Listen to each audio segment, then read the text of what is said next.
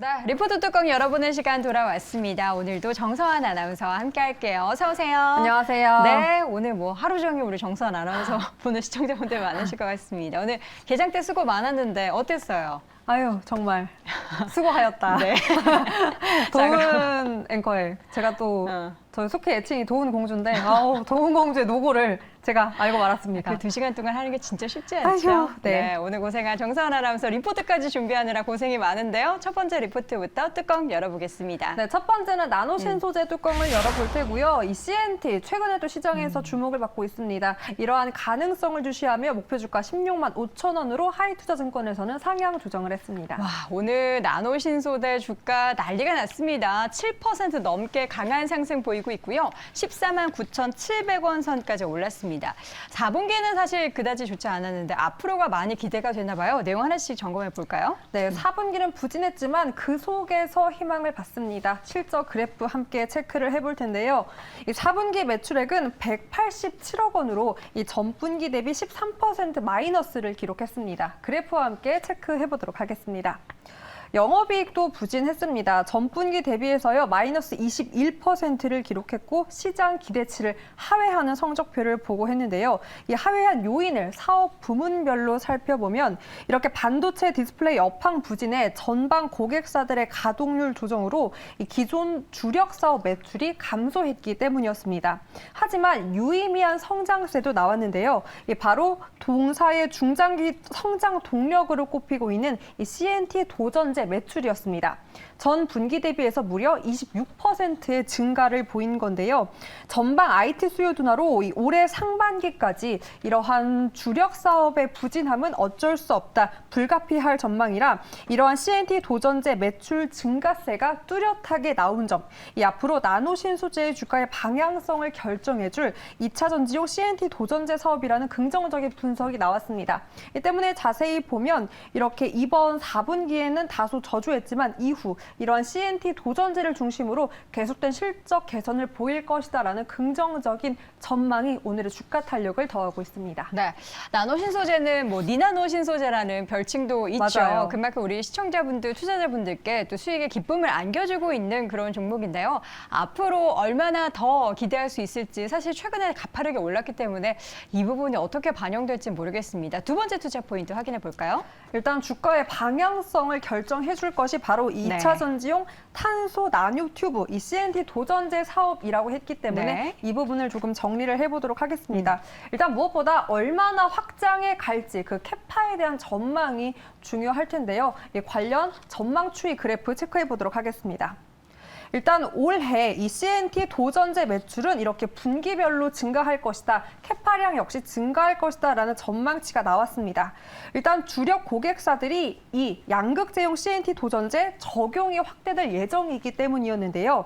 일단 주요 완성차 OEM 업체들이 이 실리콘 음극재 적용이 2024년 이 신차 모델부터 본격화될 예정이라고 합니다. 정말 이러한 모델부터 본격화가 된다면 이렇게 주요 소재 공급도 늘어날 것이다라는 판단과 함께 연간으로 봤을 때도 이 CNT 부분의 영업이익이 전년 대비 2배 이상 증가한 541억 원을 기록할 것으로 예상했고요. 이 때문에 매출액 비중만 보더라도 올해를 기점으로 CNT 도전제만 유독 크게 매출 비중을 늘리는 것도 확인할 수 있었습니다.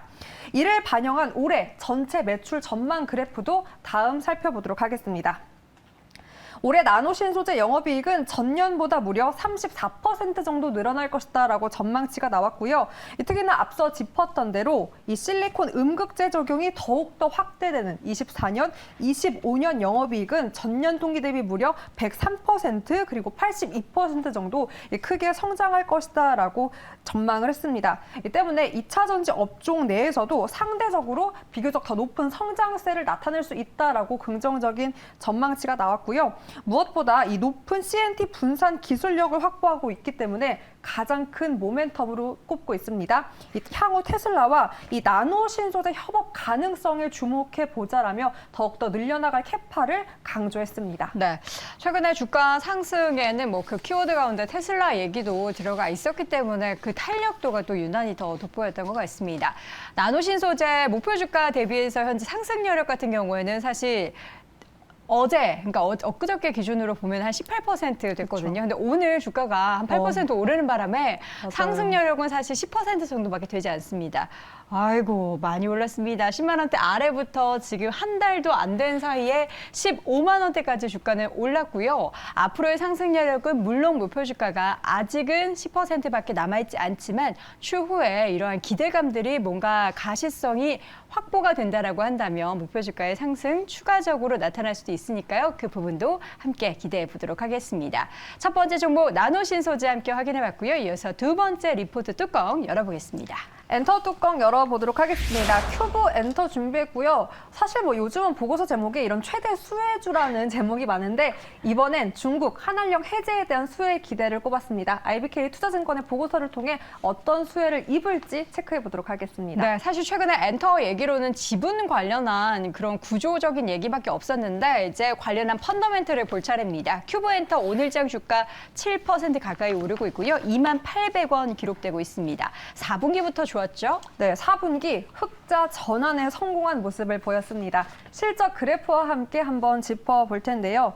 이 큐브 엔터의 지난해 4분기 연결 기준으로 매출액은 전년 동기 대비 무려 115% 성장을 보였고요. 영업이익은 27억 원을 기록하면서 흑자 전환에 성공했습니다.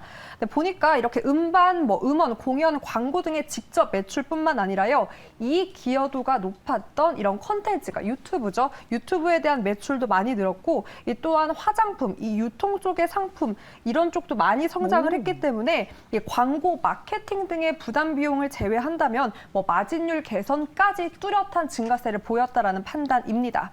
무엇보다 중요한 건 엔터주이기 때문에 이 아티스트에 대한 이 실적 기여겠죠. 다음 그래프 통해서 이 주요 아티스트, 여자 아이들의 이 앨범 판매량을 한번 보도록 하겠습니다.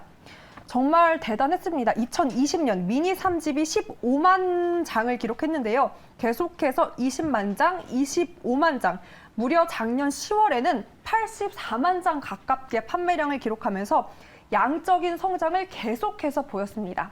양적인 성장만 보인 게 아니었습니다. 이 정규 1집의 경우 이 발매 3개월 이후 판매 비중이 급격하게 늘어났고요. 글로벌 팬덤까지 강화되면서 양을 떠나 질적인 성장까지 이렇게 동반 성장을 보이며 전체 실적을 크게 견인해줬습니다. 네, 이렇게 많이 성장한 큐브엔터 내에 저는 사실 가장 놀랐던 게 그 매출 비중 중에서 화장품 쪽이 많았던 있습니다. 것도 굉장히 놀라운데 여자아이들 그 그룹이 굉장히 많은 작년에 인기를 끌었잖아요. 올해도 기대할 수 있다라는데 어떤 부분입니까? 네, 올해 그 포인트는 아무래도 중국에 있겠죠. 네. 이 글로벌 K-팝 확장 궤도에 올라섰다라는 평가를 받고 있는 여자 아이들 그 성장 올해도 쭉 이어갈 것이다라는 전망이 나왔습니다. 특히나 올해 4월에서 5월 예정 중인 신규 앨범 발매 이후에 대한 그 기대감이 컸고요. 아무래도 20년 이후 계속된 앨범 판매량의 증가세를 보였기 때문에 이러한 신규 앨범의 기대도 더욱더 높아졌습니다. 무엇보다 이 모멘텀을 더하는 것 바로 중국입니다. 특히 최근 비자를 둘러싼 이 한중 갈등도 해소되는 등 이러한 중국 한한령 해제에 따른 직접적인 수혜를 고스란히 큐브 엔터가 받을 수 있다라는 긍정적인 전망이었고요. 무엇보다 현재 중국인 멤버 있습니다. 이 우기를 중심으로 광고 계약 체결이 이미 많이 증가를 하고 있다라고 합니다. 여기에 또 신규 그룹까지 데뷔 예정이라 이 포트폴리오 다각화를 통한 중장기적 성장세도 너무나 기대가 된다면서 긍정적인 전망이 나왔고요. 또한 중국에서도 물론 홍콩 가수지만 이미 오프라인 콘서트가 진행되고 있다고 합니다.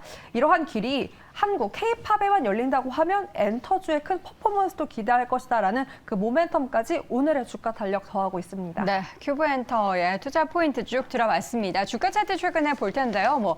SM이나 하이브, JYP 엔터테인먼트가 최근에 이제 계속해서 우상향 추세를 밟아갔대 큐브엔터 같은 경우에는 좀 아쉬운 박스권의 움직임이 보였습니다. 물론 목표 주가가 제시가 되지 않아서 어느 정도의 상승력이 나타날지는 우리가 가늠하기는 어렵겠지만 중국의 최대 수혜주다라고 까지 이야기할 만큼 박스권의 탈출의 움직임은 일단은 기대해 볼 수 있지 않을까 싶은데요. 박스권 상단 2만 원대 초반의 움직임을 언제 빨리 돌파할 수 있을지 기대해 보도록 하겠습니다. 자, 이렇게 해서 오늘도 리포트 두 가지 확인해 봤고요. 정서원 아나운서와 함께했습니다. 고맙습니다. 고맙습니다.